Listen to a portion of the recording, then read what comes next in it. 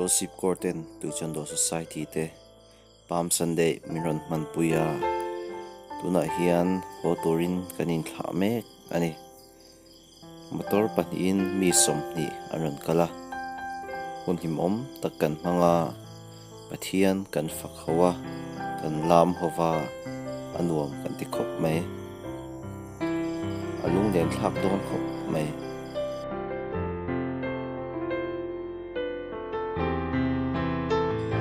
helai hun khwar taka hian maila lalpa chuan venga minom puia ka kianga om reng thin ani nakina vangrama kan ta na hmuna buat sai chuan kan lein to khom le thewa